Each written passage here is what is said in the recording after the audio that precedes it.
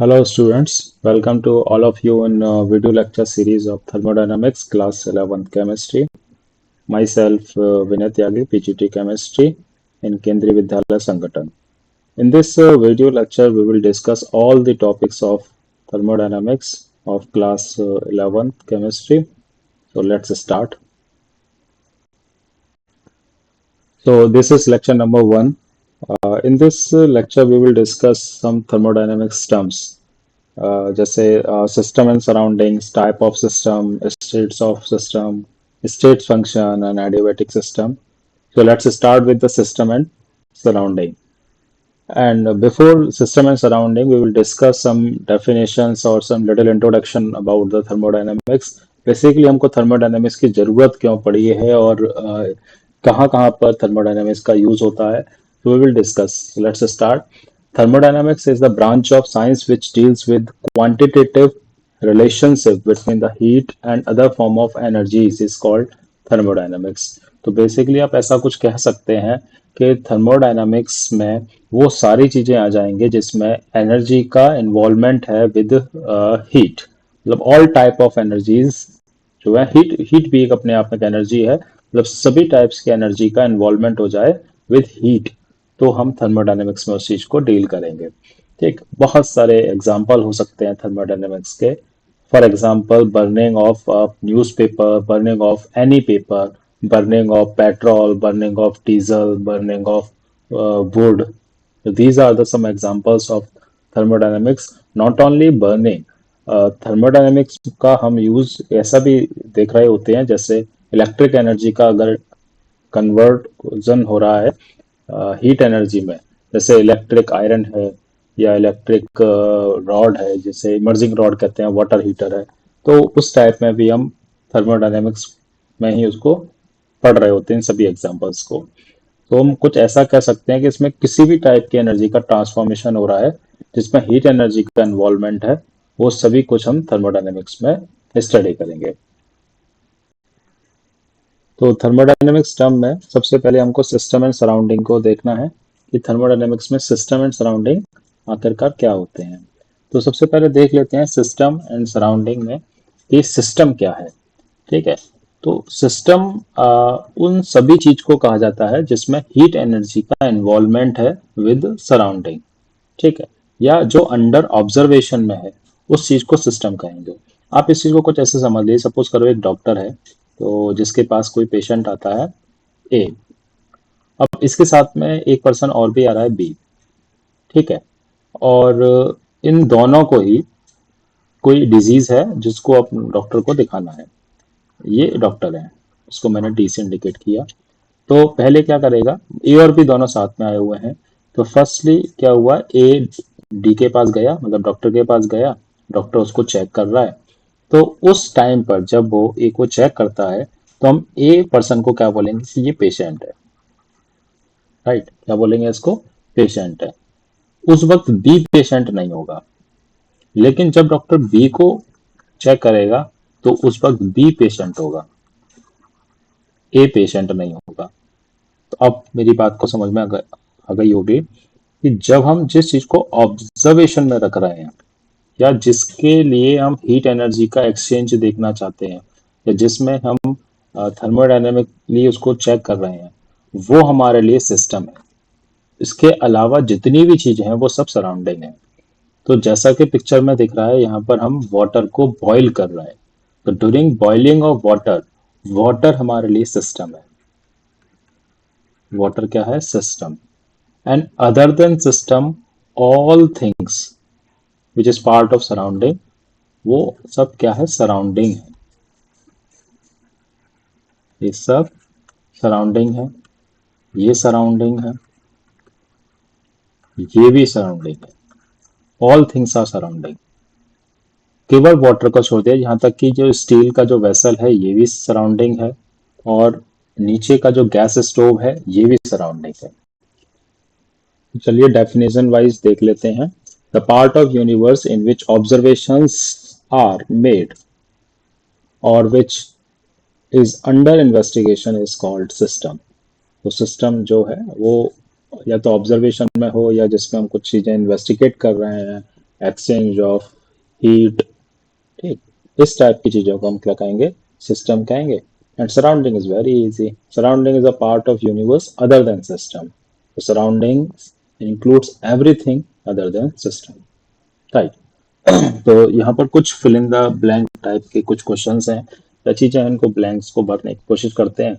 तो फर्स्ट लिखा हुआ है system and surrounding are separated bye.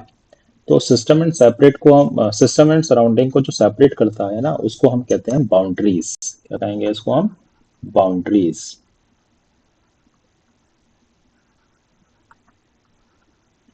और दीज बाउंड्रीज में, ये जो बाउंड्री आपको दिख रही है ये इमेजिनरी भी हो सकती हैं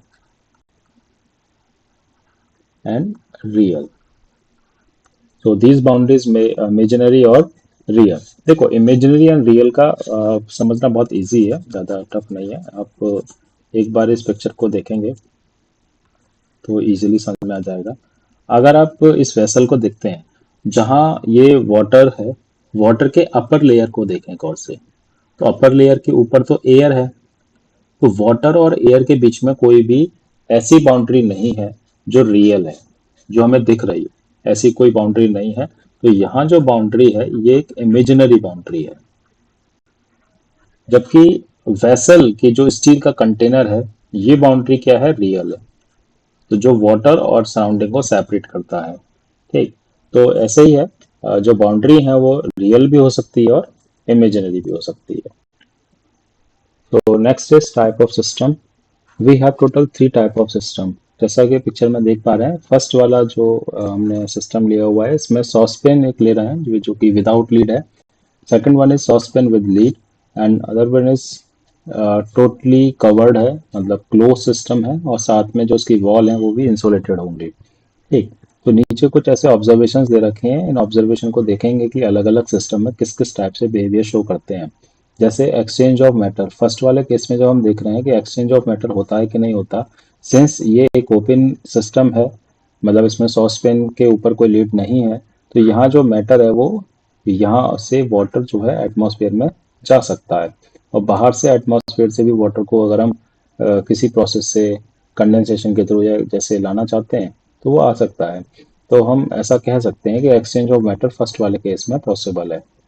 सेकंड वाले केस में एक्सचेंज ऑफ मैटर पॉसिबल नहीं है, क्योंकि यहाँ वाला वाटर बाहर का जो सराउंडिंग है वहां पर नहीं जा पाएगा। तो एक्सचेंज ऑफ मैटर यहाँ पॉसिबल नहीं है। In the same way third में भी ये एक्सचेंज ऑफ मैटर पॉसिबल नहीं होगा। फर्स्ट वाले केस में एक्सचेंज ऑफ एनर्जी पॉसिबल है, क्योंकि इस वाले केस में हम अगर किसी सिस्टम को हीट करते हैं तो नीचे से अगर हीट दिया जाएगा इसको किसी बर्नर के थ्रू, तो वाटर, अंदर वाला जो वाटर है वो हीटअप हो जाएगा। इसका मतलब exchange of heat energy possible है।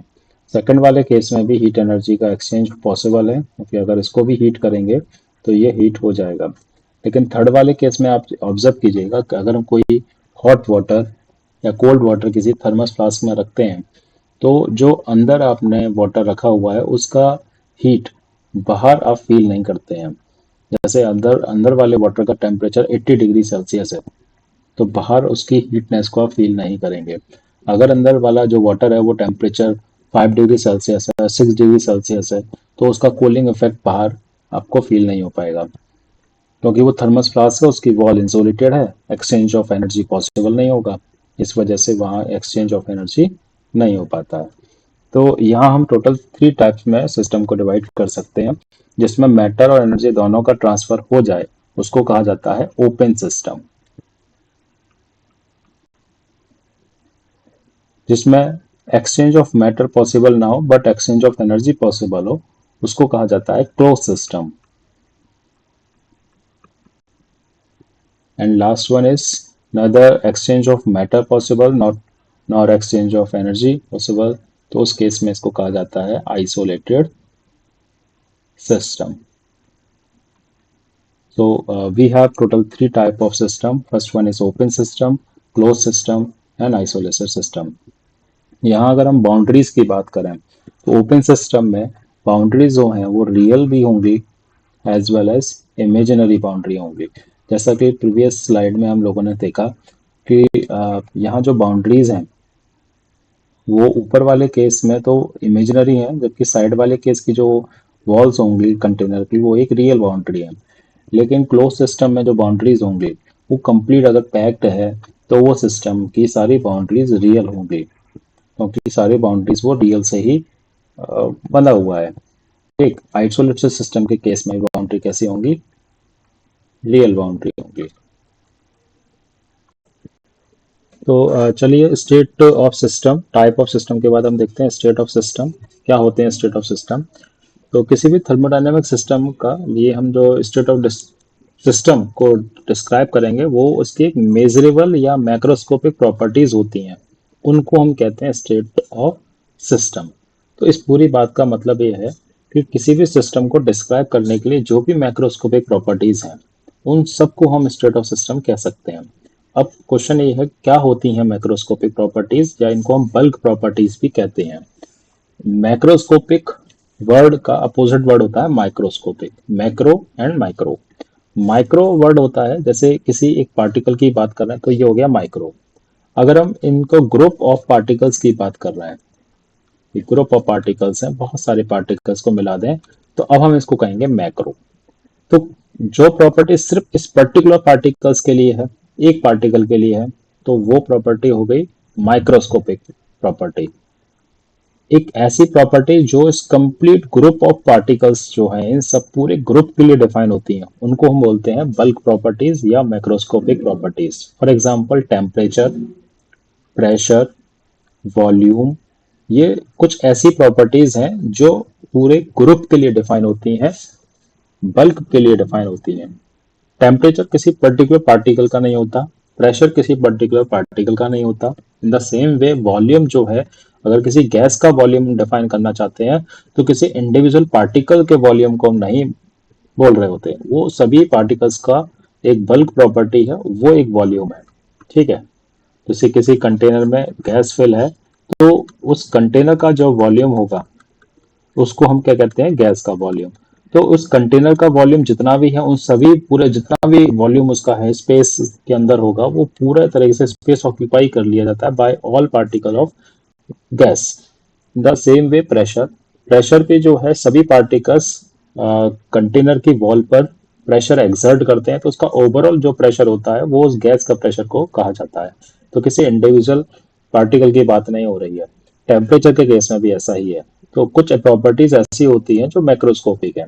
अब जैसे किसी पार्टिकल की बॉन्ड लेंथ की बात करें, जैसे वाटर की वेपर है, तो वाटर वेपर में ऑक्सीजन और हाइड्रोजन का जो बॉन्ड लेंथ होगी ये एक इंडिविजुअल पार्टिकल की प्रॉपर्टी है बॉन्ड लेंथ। तो ये माइक्रोस्कोपिक लेवल पर है, ये मैक्रो नहीं है।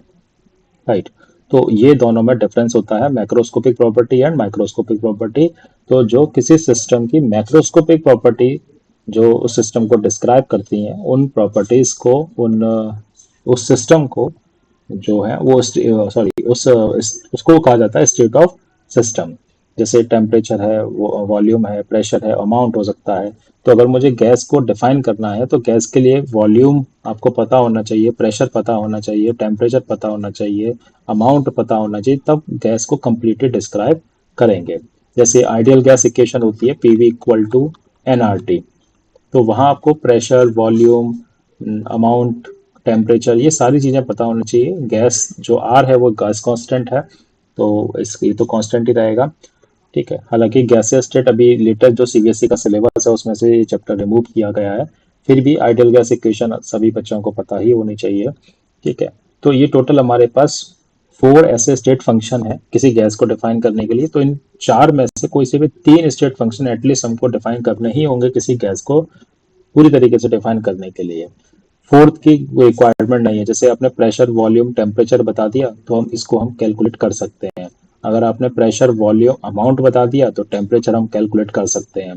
तो इसी तरीके से अगर हम 4 में से कोई से भी 3 स्टेट फंक्शन बता देते हैं तो फोर्थ वाले को हम इजीली मेजरमेंट कर सकते हैं।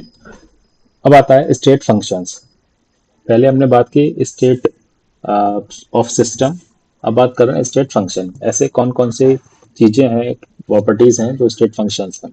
तो मैक्रोस्कोपिक वो सारी properties, all macroscopic properties whose value depend only on state of system, जो सिर्फ किस पर डिपेंड करे, स्टेट ऑफ सिस्टम पर डिपेंड करती है। स्टेट ऑफ सिस्टम मतलब उसकी इनिशियल और फाइनल वैल्यू पर डिपेंड करेगी। उनको हम क्या कहते हैं, स्टेट फंक्शन कहते हैं।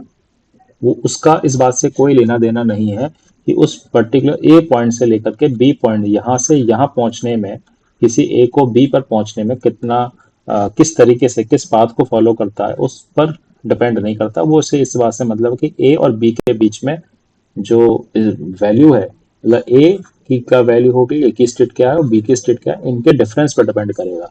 तो इससे फंक्शन को हम कहते हैं स्टेट फंक्शन। ठीक। तो एक एग्जांपल से समझने की कोशिश करते हैं। सपोज करो एक माउंटेन है इस टाइप का, जिसका लोअर लेवल है स्टेट वन और हाईएस्ट पॉइंट है। तो अब इस लो लेवल से बॉटम से हम के टॉप पर जाना चाह रहे हैं। तो टॉप पर जाने के हमारे पास काफी सारे तरीके हैं। एक ए है, बी है, सी है, डी है, अलग अलग पाथ हैं। ठीक है।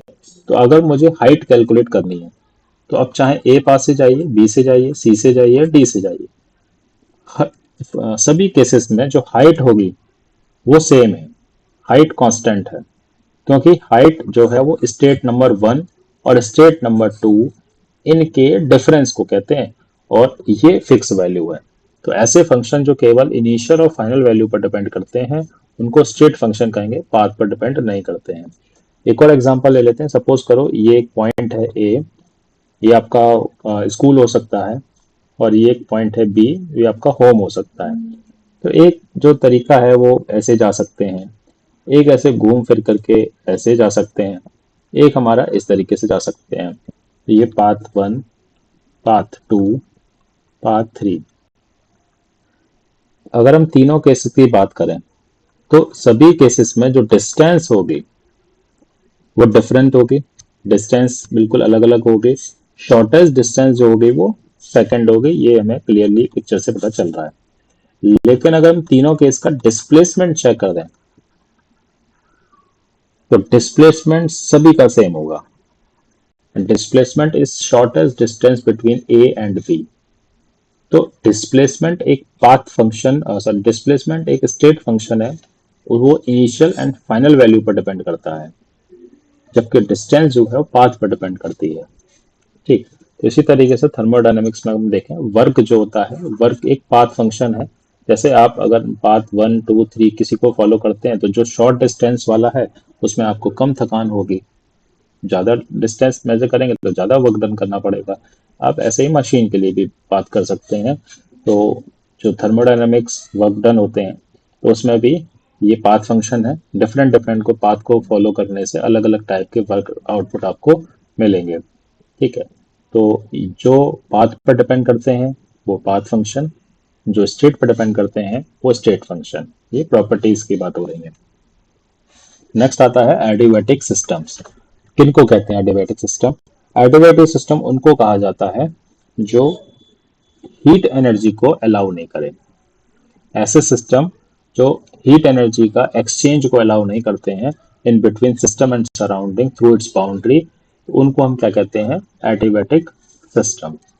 तो सिस्टम एंड सराउंडिंग को जो सेपरेट करता है उसको हम बाउंड्री कहते हैं। क्लियर? बाउंड्री में भी रियल और इमेजिनरी। तो अगर कोई सिस्टम है जो सराउंडिंग को सेपरेट हो रहे हैं दोनों बाउंड्री से, तो हीट एनर्जी का अगर एक्सचेंज नहीं होता है तो उस बाउंड्री को हम कहेंगे एडियाबैटिक वॉल। क्या कहेंगे? Adiabatic wall. तो ये एक ऐसी लेयर है in between system and surrounding जो हीट एनर्जी के एक्सचेंज को अलाउ नहीं करने देती है, उसको हम बोलते हैं एडियाबैटिक वॉल। तो एडियाबैटिक प्रोसेस किनको कहा जाता है? Adiabatic process is a process in which there is no transfer of heat between system and surrounding, तो उसको हम एडियाबैटिक प्रोसेस कहेंगे। ऐसे बहुत सारी चीजें हो रही होती हैं इस पूरे अर्थ पर जो एडियाबैटिक प्रोसेस के थ्रू चल रही है, जिसमें प्रोसेस तो हो रही है, वर्क डन हो रहा होगा, एनर्जी का ट्रांसफर हो रहा होगा, लेकिन हीट एनर्जी का ट्रांसफर नहीं हो रहा होगा। अच्छा, एक बात ध्यान से इसमें रखनी है।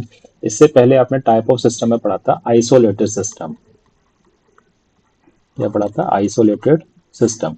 एक बार रिकॉल करने की कोशिश करें।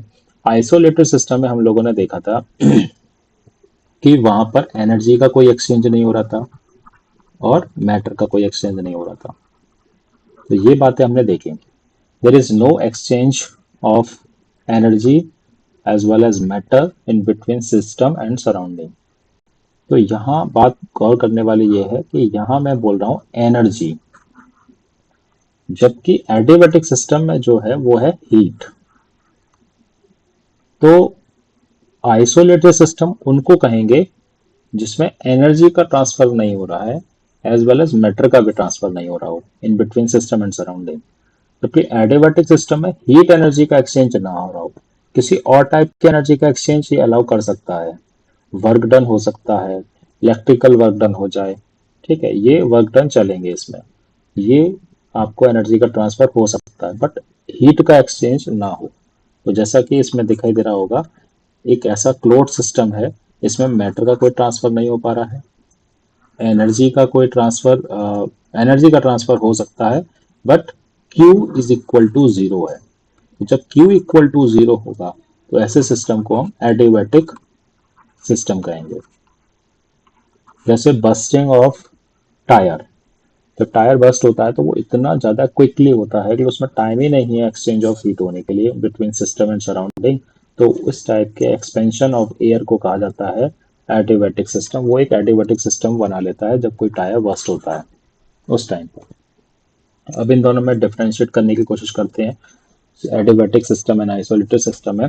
तो जैसा कि मैंने बताया, एडियाबैटिक सिस्टम एक क्लोज सिस्टम है where is no heat is exchange, that is Q equal to zero होगा, यहाँ पर कोई भी हीट एनर्जी का एक्सचेंज नहीं है with surrounding, but energy can still transfer as work, W इसमें वर्क डन हो सकता है।